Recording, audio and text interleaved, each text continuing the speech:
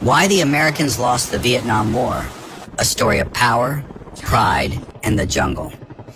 In the sweltering jungles of Southeast Asia, a superpower found itself tangled not just in vines and mud, but in a war it couldn't win.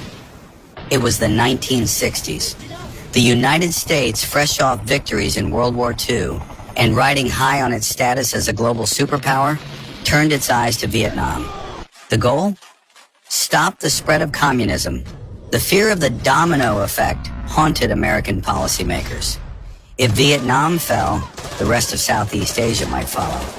So the U.S. dove in with money, weapons, advisors, and eventually hundreds of thousands of troops. But they weren't prepared for what came next. The Viet Cong and North Vietnamese army didn't fight like traditional enemies. They used guerrilla tactics, ambushes, booby traps, tunnels, and blending in with civilians.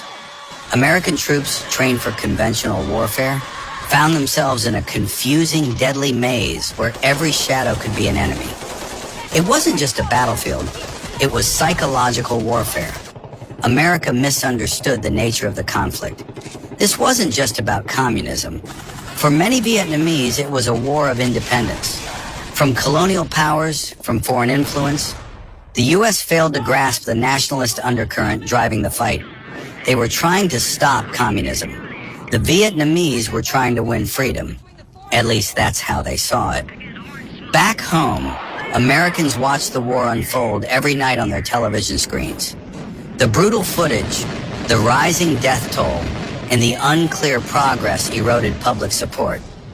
The Tet Offensive of 1968, though a military defeat for North Vietnam, shattered the illusion that America was winning. Protests erupted. Trust in the government collapsed. The country was deeply divided.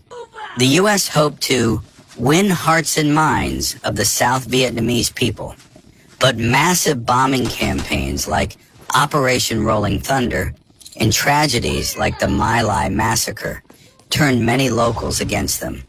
To the peasants in the countryside, the Americans started to look like occupiers, not liberators. Meanwhile, the North Vietnamese had a powerful motivator. They were fighting for their homeland. The U.S. backed the government of South Vietnam, but it was riddled with corruption, infighting, and lacked widespread support among its own people. Soldiers deserted, officers took bribes, and morale was low. America was fighting for a government that many Vietnamese didn't believe in. After years of